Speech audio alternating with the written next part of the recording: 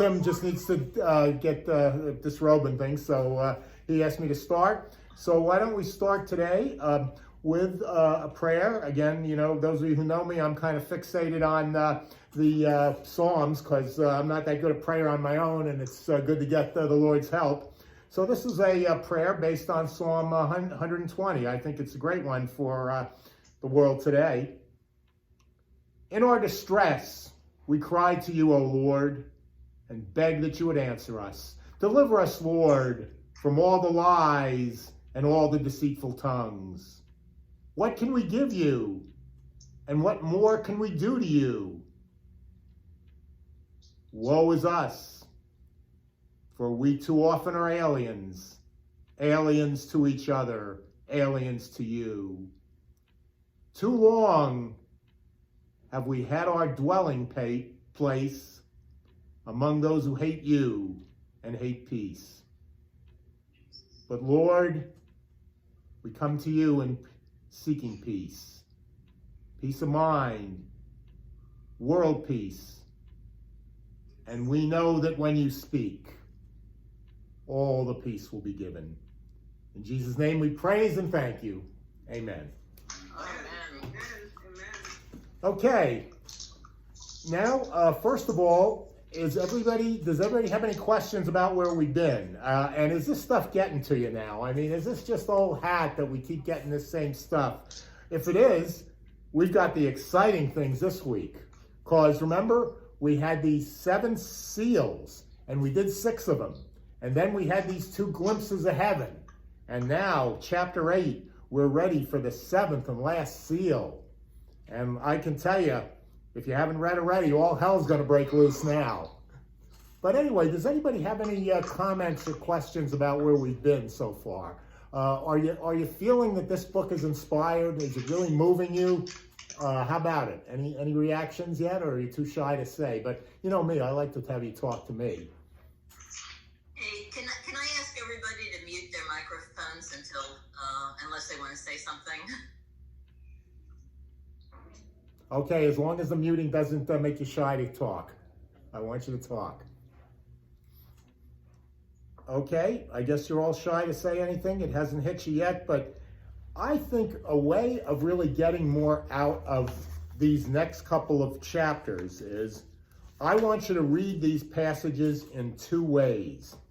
I want you to be yourself, but I'm going to ask you to be a first century Christian.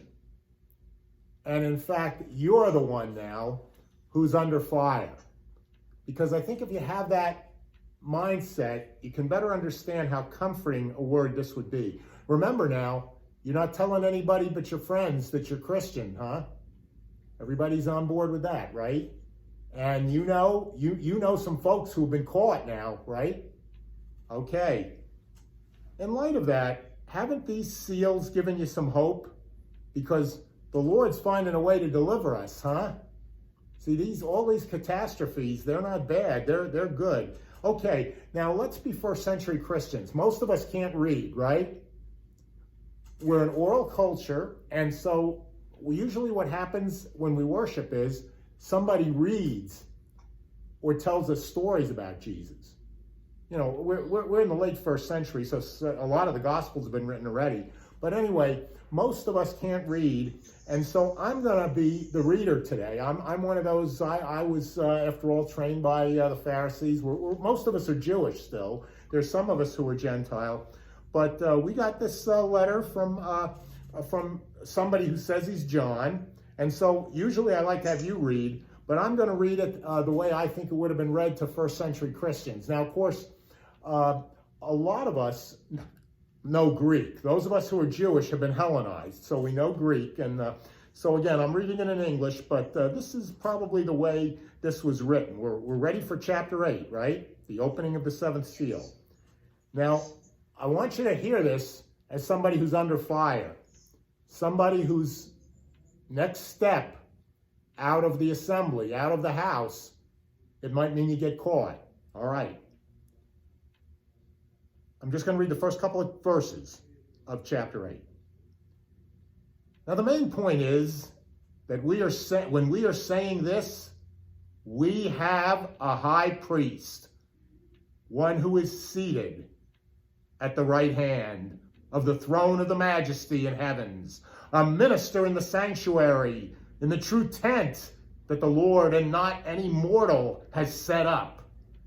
For every high priest is appointed to offer gifts and sacrifices. Hence, it's necessary for the priest also to have something. You know what? I've been reading Hebrews 9, haven't I? I'm sorry. That was my fault, my bad. Chapter 8. Let's do it again. When the Lamb opened the seventh seal, there was silence in the heaven for about half an hour.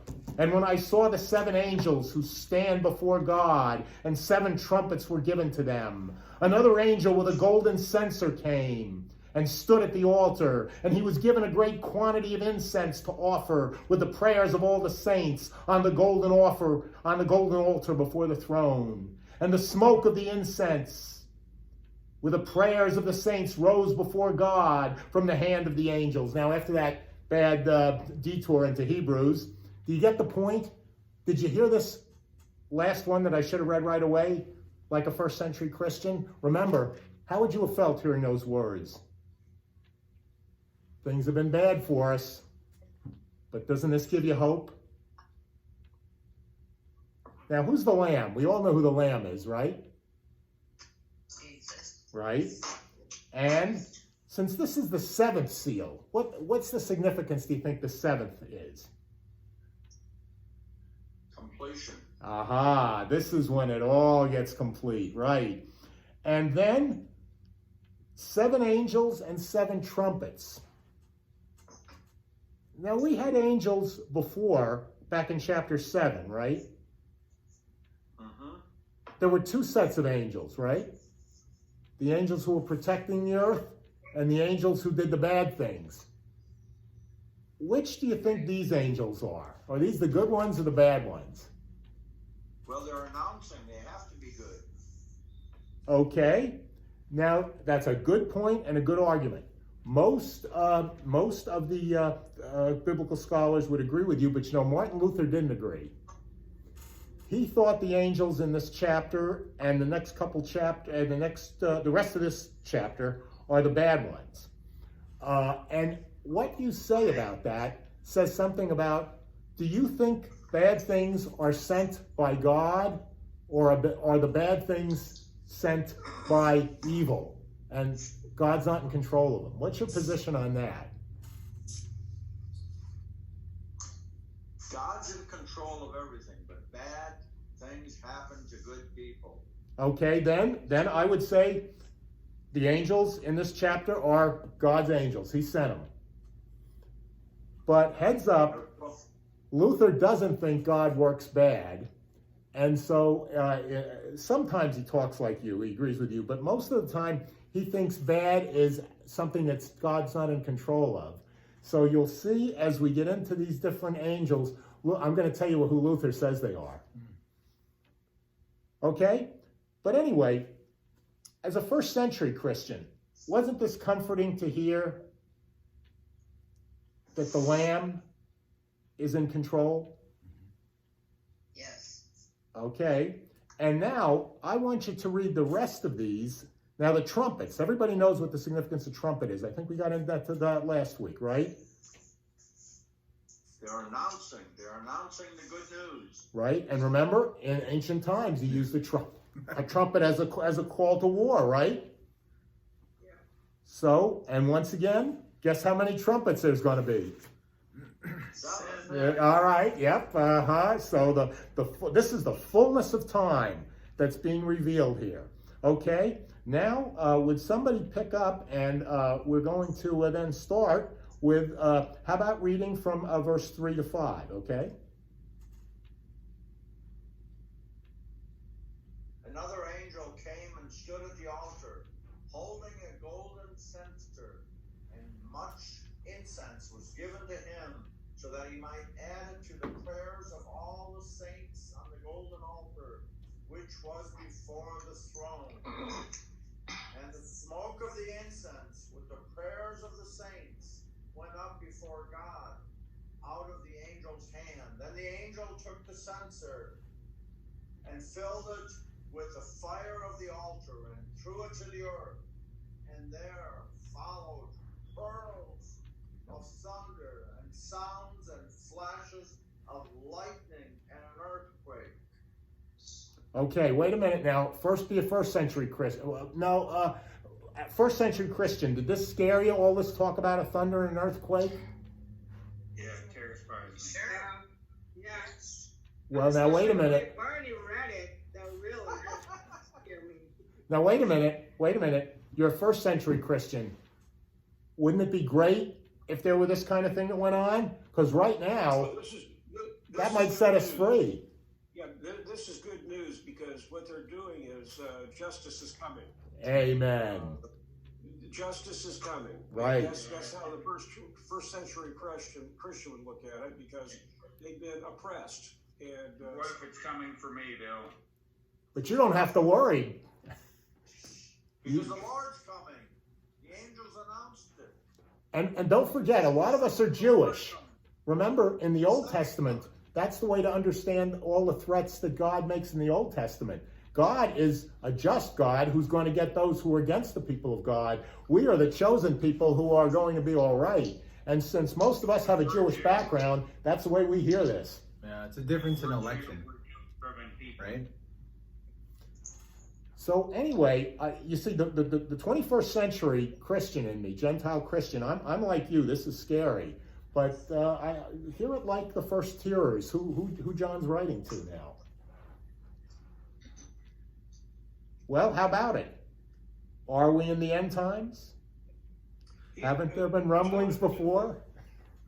the writer Earthquakes? John was writing to the first century Christians, and he was using language that they would understand and appreciate. It's it doesn't mean it's a map for us. I don't believe. Okay, well now Luther would agree with you. Other than our job, there's hope in here, because what we're looking is that the kingdom of God is coming, and that's what we pray for all the time in the Lord's Prayer. God kingdom to come. We want the kingdom to come. We want God to be here. So this is what we want. So be heads up. Be ready. Now I'm going to teach you a technical. Go ahead. Cleaning up the earth for the new life. Right. Right?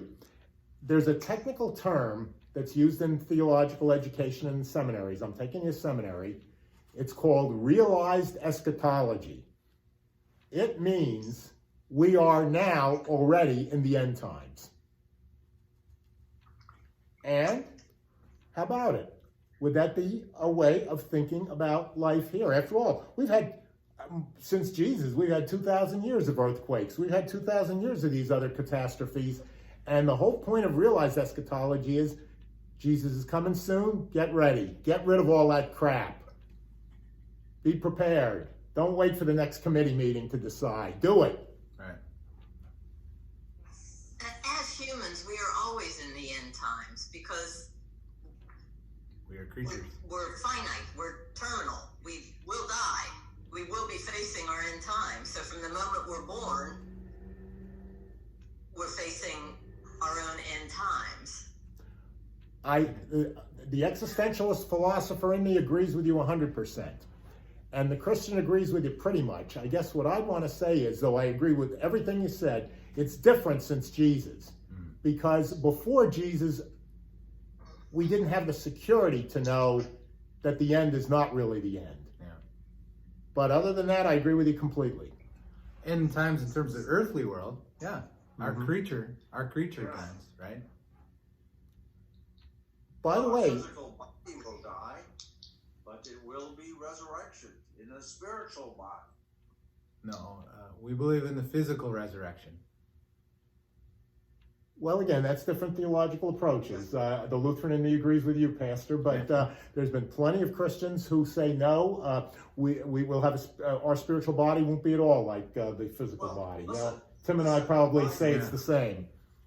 Well, by spiritual body, I mean the same thing as Christ was resurrected with a spiritual body. You could see, eat, everything else. we will have the same body as Christ. We will have this resurrected spiritual body. I think we're saying the same thing with different words. I think we're in agreement there. By the way, if you want to get more into the bodies that we will have, these so-called spiritual bodies, you'll want to sometimes read 1 Corinthians chapter 15. Why don't you do that on your own? But take a look and you'll see there, I think that's the argument that our pastor and I would make for saying there's a continuity between the physical body and the spiritual body. But that's been a big debate in Christianity. Okay, so we already now have seen, now by the way, there's going to be 7 trumpets and different tribulations. And some New Testament scholars think the 7 that we're going to be reading here, we've already gotten our first one, the first trumpet, are very much parallel to the plagues that the Egyptians endured in the book of Exodus. If you want to see them, read sometime chapters 7 through 10 of Exodus, and you'll see that the plagues that the Egyptians endured to get the people of Israel free are very close to each of these 7 that are here in Revelation. Now remember, you're hearing this like a first century Christian. Chances are you couldn't read, but you knew your Hebrew Bible. You'd memorized it. The elders had taught you these stories, and you didn't just know generally about Moses and the liberation of Israel. You knew these 7 catastrophes that Yahweh had visited on Egypt. So this stuff is really resonating with you. Gee whiz, this Jesus of ours, this book of Revelation must be true because it's a fulfillment of what I grew up with as a Jew. Okay, so let's keep reading now. The next stories, we'll go on now. We stopped in chapter 8 right there. I had to read to 5, right? Yes. Okay, read 6 and 7, somebody, and 8 and 9 too. 6, 7, 8, and 9. Now the 7 angels who had the 7 trumpets made ready to blow them. The first angel blew his trumpet, and there came hail and fire mixed with blood, and they were hurled to the earth. And a third of the earth was burned up, and a third of the trees were burned up, and all the green grass was burned up.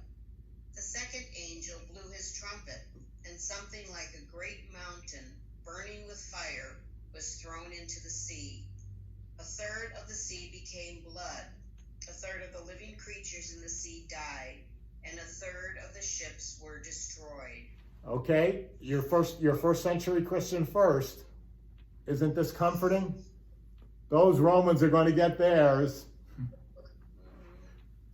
We're going to be liberated finally. It's been thousands of years since we had the Davidic monarchy, because we don't like that king we have now, most of us, because he's too Greekified, he's Hellenized.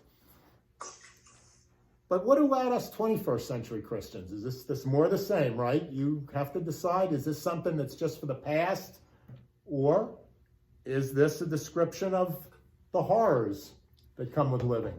At the end of our session last time, I asked you to kind of do some Googling and try to see what you could find. Did anybody find anything around these 7 trumpets? In terms of the trumpets? Well, that or what they signify, maybe like they've already marked these to certain events that have happened. Correct. There's some history that I found interesting, but it made no real sense to my brain, but I found it more humorous than anything. Chris, you sound like you're in a ballpark. I'm not sure why. I'm in San Francisco. Yeah, I mean, you got a lot of echoing going on. Do you have two iPads? No, but yes. Well, hold on, just be quiet. He's in the echo chamber. Yeah. They've been talking about the end times certainly since I was in high school. Yeah. We're talking 1970, and they've been linking the plagues of Revelation to what's been going on. Right. I remember girlfriend invited me to a revival, and among other things, including the fact that the minister said that my Christian ancestors might have hung by their necks for their faith, but they never hung by their tails, which you can see I've never forgotten.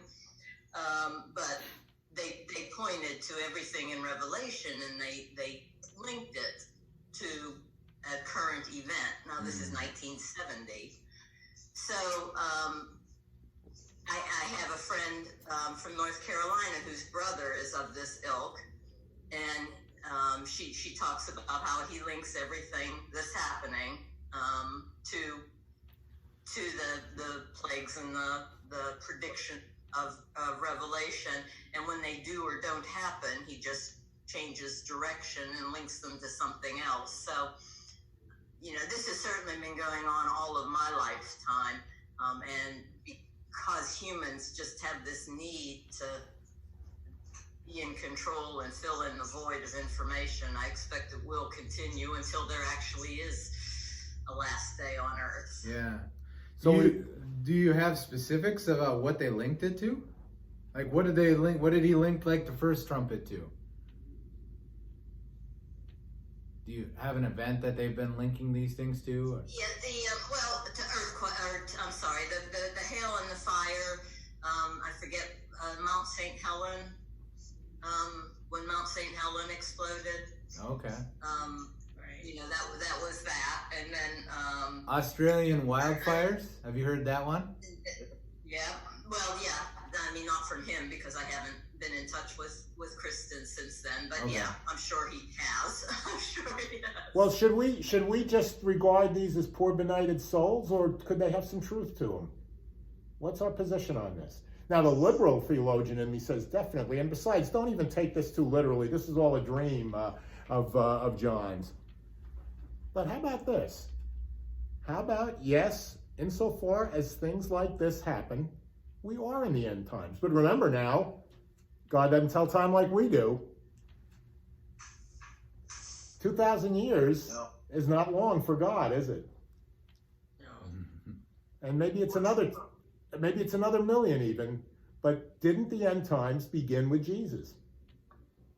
Just asking, you decide for yourself. If you want a Christianity that says, oh, it's all in the future, it's by and by, you go ahead. But you know what? I'm a Lutheran, and Martin Luther said that he believed we were in the end times. But again, in the sense that God doesn't tell time like we do. But when you think you're in the end times, when you believe in this, quote, realized eschatology, then you don't get burned out so easy. Then you get all kinds of energy, because now is the moment when Jesus could be coming. So be ready. Get going and do it. Don't wait around. Well, isn't this what the first Christians were waiting for? They've been taught all along that Jesus is coming again, and he's coming. Oh yeah, and they didn't believe that God told time different. Oh, and they really thought it was the next day. Yes.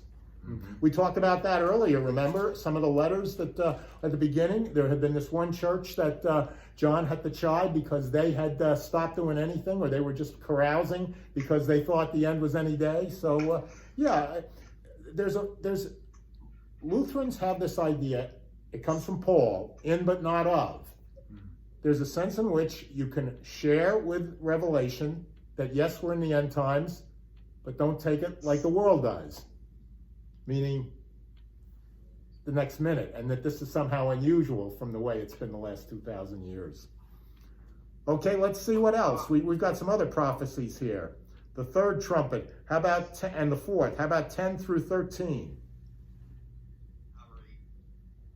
Then the third angel sounded, and a great star fell from heaven, burning like a torch, and it fell on a third of the rivers and on the springs of water. The name of the star is Wormwood. A third of the waters became wormwood, and many men died from the water because it was made bitter. Then the fourth angel sounded, and a third of the sun was struck, and a third of the moon, and a third of the stars, so that a third of them were darkened. A third of the day did not shine, and likewise the night. And I looked, and I heard an angel flying through the midst of heaven, saying with a loud voice, Woe, woe, woe to the inhabitants of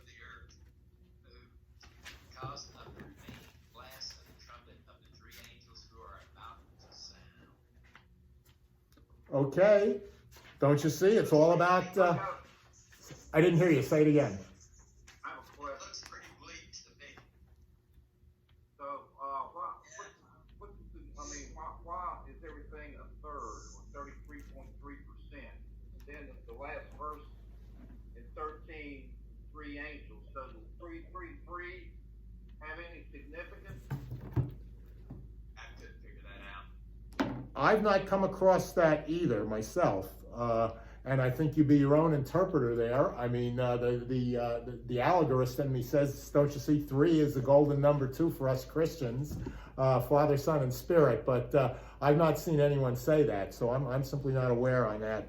It's a good question. Again, it's allegory. It's a dream. Don't take it as literally. But here again, I hope you're getting a sense. Don't you see that a certain interpretation of this is why the church needs to get more ecologically oriented here. Aren't these indications maybe of ecology and the environment going to hell in a bucket? You be your own judge on that. Here's what Luther says on that.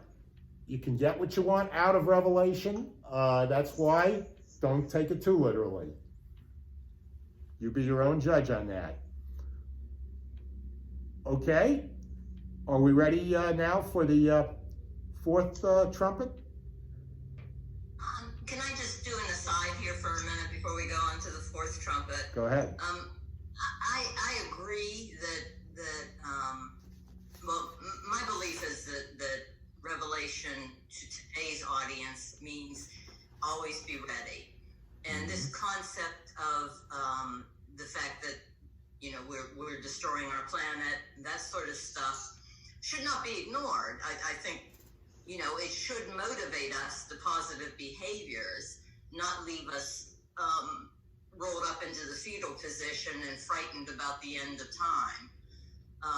So, I look at the trumpeters, if you want to take them literally, to being a call to action, not a dismal or frightening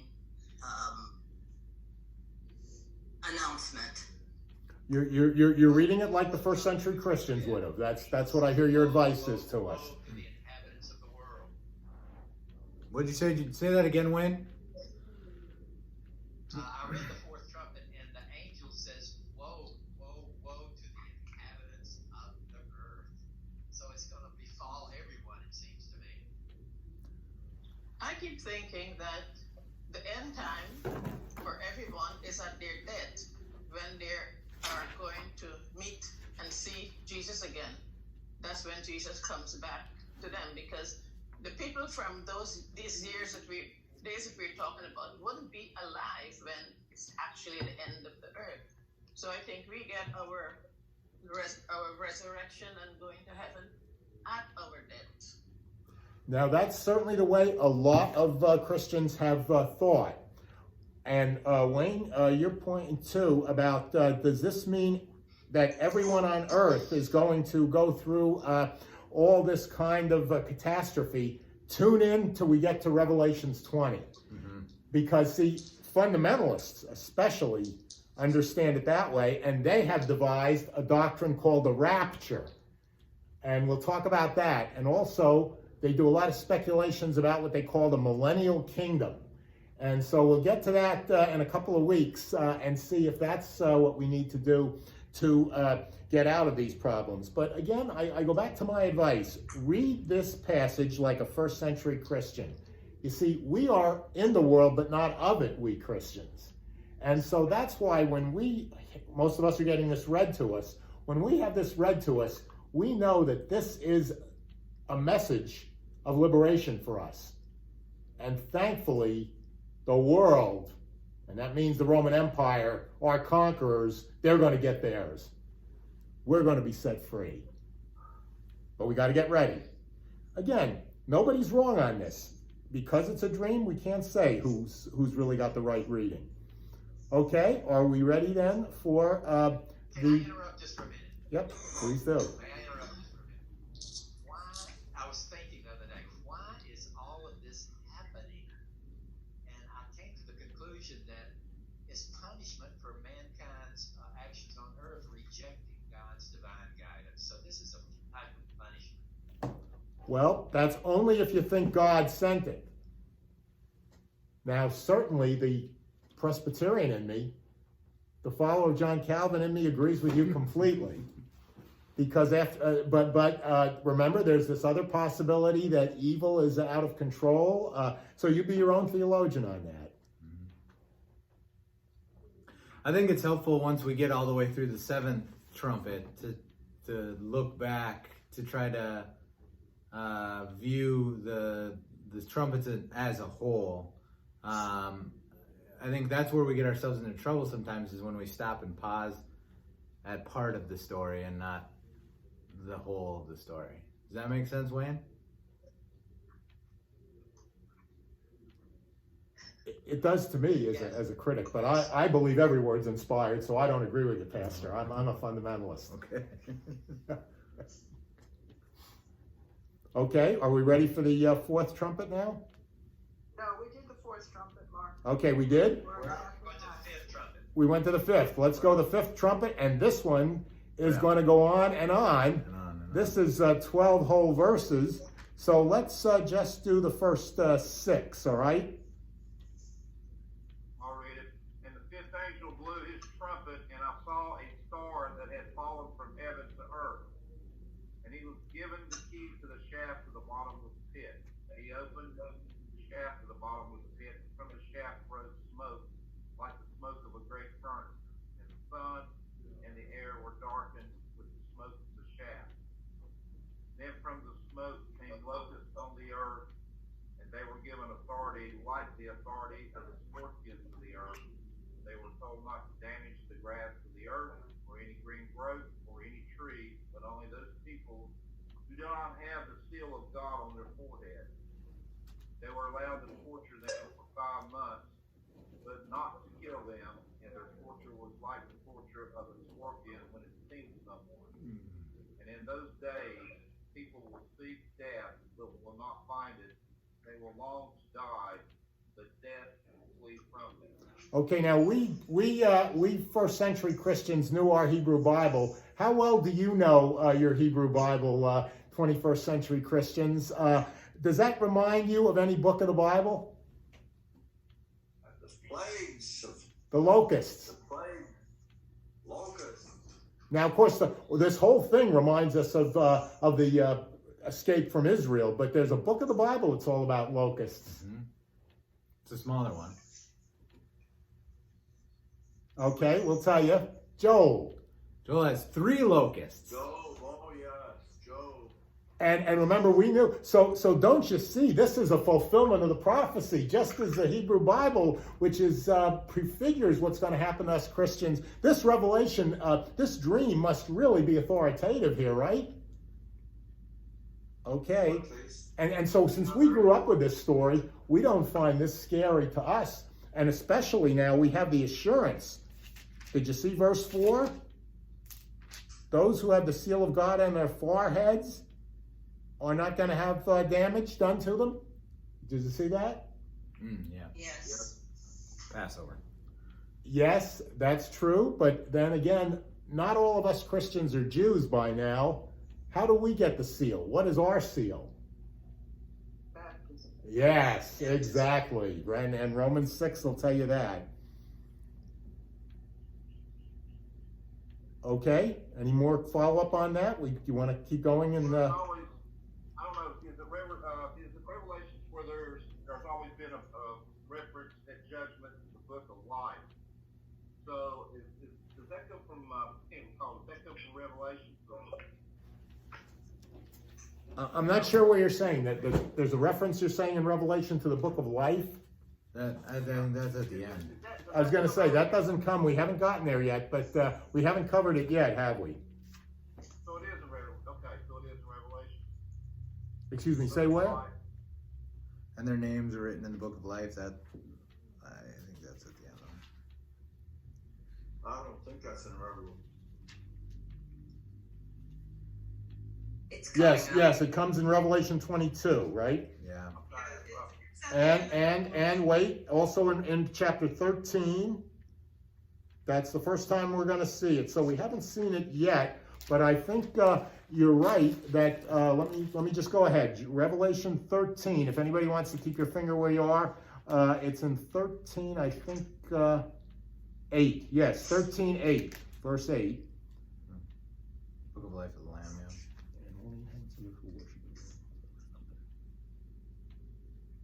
My Yeah. question, the reason I bring this up, and you mentioned baptism or the seal, if we receive our seal at baptism, so is our name entered in the book of life at baptism? That seems to be what verse 8 in chapter 13 is saying. We'll make sure we get into that more carefully, but that seems to be what's going on there, I'd say.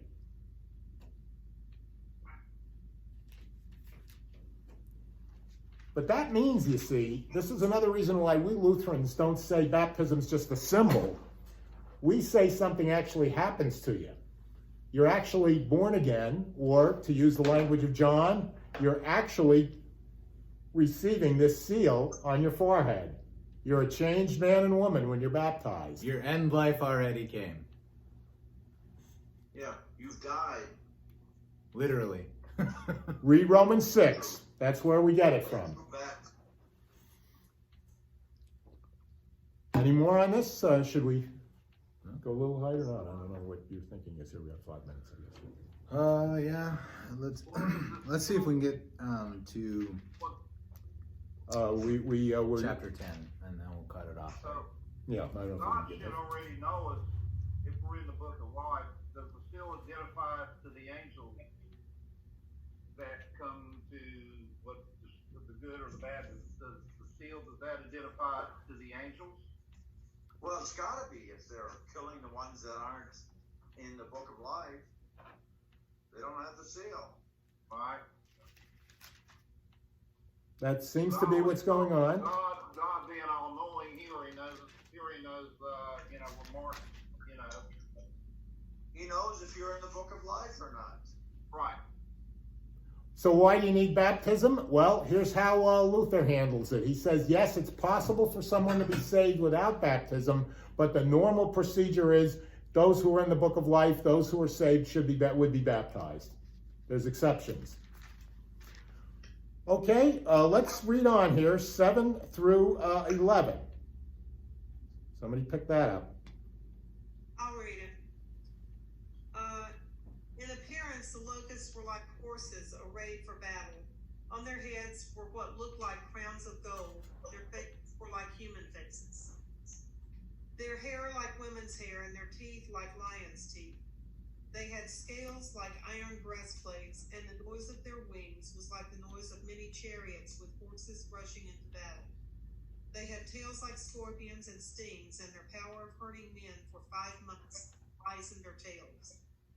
They have as king over them the angel of the bottomless pit. His name is Hebrew in Abaddon, and in Greek he is called Apollyon.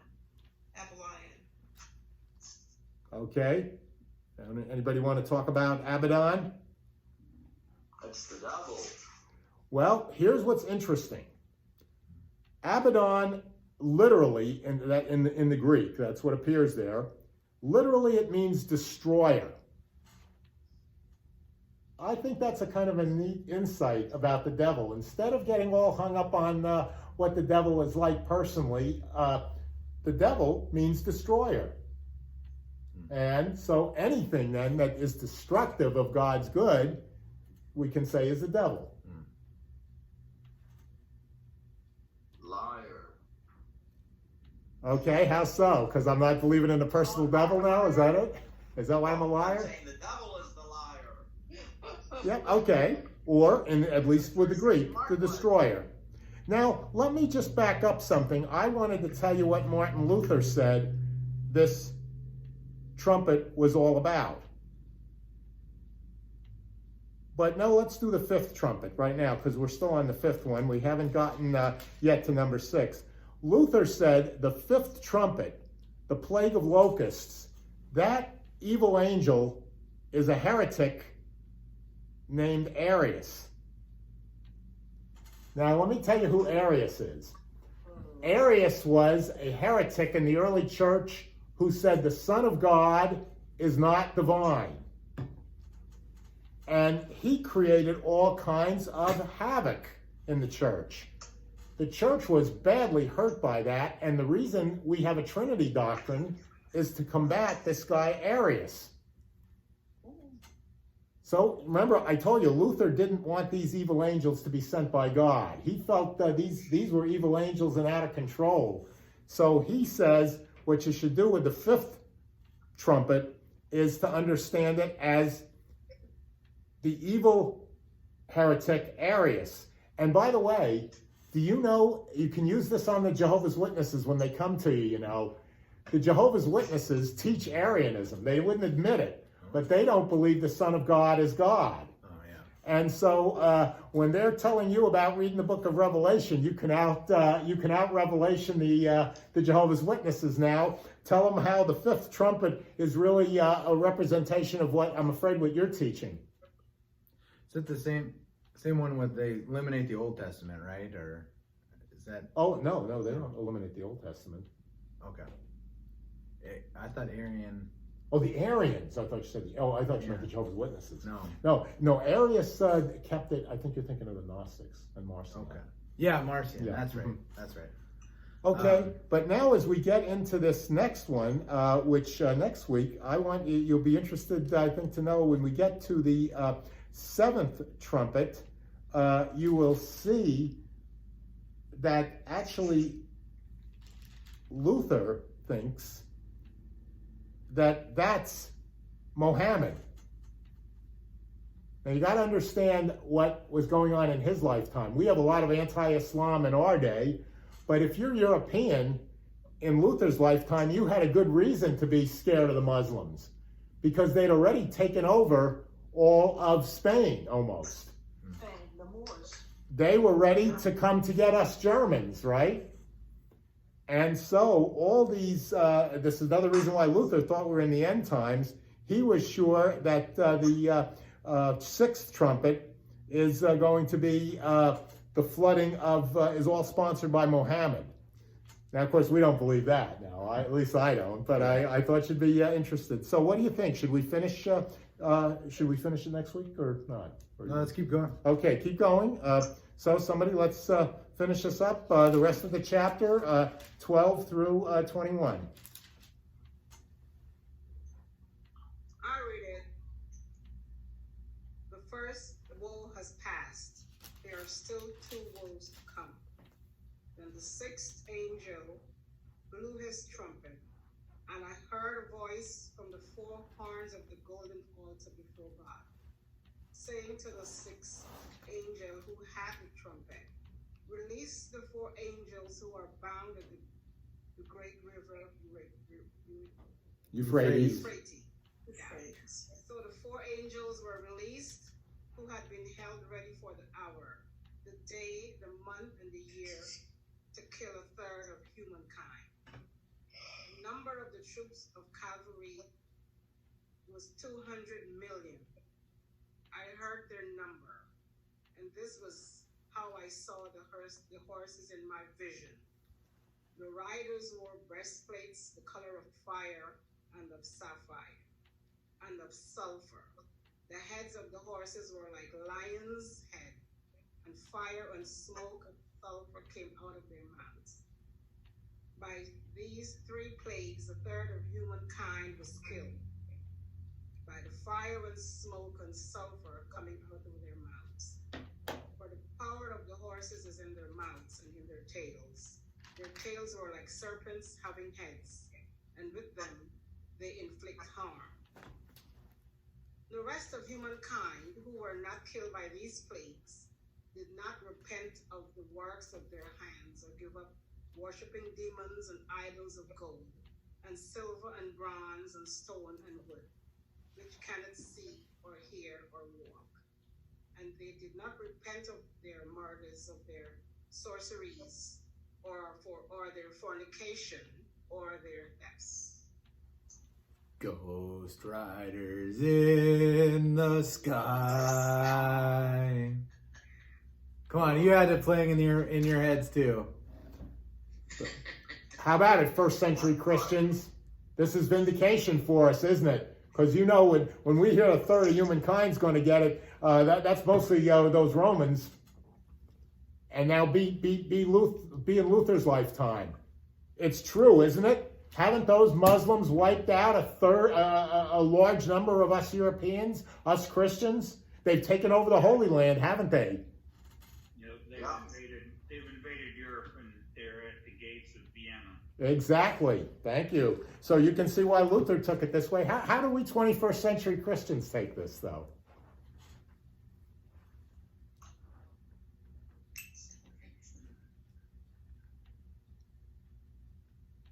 Well, remember the advice. Be in the world and not of it, though. Gee, life is good. But don't love it too much. Yeah. It's fragile. It can all get broken apart. But don't you see how I, as a 21st century member of the right now, the religious right, I'm really strong. I'm not saying everybody in the religious right. Don't get me wrong on that. But don't you see, this is why it's right to keep those Muslims out of this country. I'll tell you, Revelation's a dangerous book, isn't it? Yeah, misused, absolutely. So, now I got bad news for you. We can't wait for the 7th trumpet, and we're going to have to wait now. Because the next week's, we're not going to get to hear about the 7th trumpet until chapter 11, verse 15. We've got, just like, did you notice there was a break between 6 and 7 before with the scrolls? And now there's going to be another break. And just like before, we had this vision of heaven interrupting the 6th and 7th scrolls. Now we're going to get all these good, beautiful, heavenly visions next week, too. Hey, there's a beautiful poetry here, isn't it? This is good writing. Go ahead. Mark, they got questions. Asking us. Oh, Go ahead. The first part said 1/3 of them died, but then they said in 20, the rest of mankind who were not killed by the plagues did not repent of the works of their hands or give up worshiping demons and idols of gold and so on. I have a little. I just don't quite understand who are they. Okay, I want you to remember, think Jewish. We Jews were spared all these plagues, we Hebrews, back in the time of Moses, right? But what happened to what did we do? What did our ancestors do? They got to the promised land and they worshipped all these idols. So it happened to us, and so this history repeats itself. When you're a Christian, you believe that a lot of the things in the Old Testament are coming out in a new way now, today. So I would say that's what that is a reference to here. Yeah, Okay, thank you. you're not taking. You're still a sinner. And by the way, you 21st century Christians, maybe you escaped this plague, but be careful you don't start worshiping the false gods of America. All those idols like wealth. Yeah, gold, like silver, fame. bronze. Now I might sound naive there, but I got to tell you, I honestly believe this. I think that's our message for the 21st century. That yes, if by the grace of God you and I survive this pandemic, let's not think that that's because we're so wonderful and faithful. We might be tempted to start worshiping our modern idols now. Yeah. I've got a question for you, Mark. Dr. Mark, my question is this. You know, when you think of Moses and the 7 plagues, right? Mm-hmm. I remember the 10. Can you hear me? Yep. Yeah, there are 10 plagues. Mm-hmm. I mean, the plague. Okay. What I'm thinking is, remember that every time, you know, when he was the Pharaoh was about to let the people go, and God changed the Pharaoh's mind so that another plague would happen. Now, isn't this here? God is still in charge through all this. He's letting this happen. That's what somebody who believes in the sovereignty of God, the Puritan in me, the Calvinist in me agrees with you. But I personally would have a hard time loving a God like that. And this is where I'm a Lutheran, and I think God can make good of these plagues, but I don't believe in a God personally who sends them. But that's me, and there's been plenty of Lutherans who agree with you in history too. Let Bernie talk. Go ahead. What I was going to say is God, remember, I look at us like three circles, okay? One is the physical being, one is the spiritual being, and then they intersect. I believe, are living in this in-between where we're in the spiritual world, but also the physical world. But always God is still in charge, even through this virus. I don't believe God sent this virus at all, had nothing to do with it. But we are being tested through it. Well, right. That would be a way compatible with what I'm thinking. That yes, God didn't send it, but it's an opportunity for us to, in fact, have our spiritual lives deepened. You're saying opportunity. Bernie isn't. No, I am saying opportunity. No, you're saying we're being tested. We're being tested, yes, to strengthen our faith, though. How is our faith? How do we strengthen our faith? But by tests. You know. I'll say the test, but I'll also say it's a great awakening for us as far as our relationship and the way we do business with China. I agree with you 100%. I think it's been a great awakening. Yeah, we're not dealing with China here.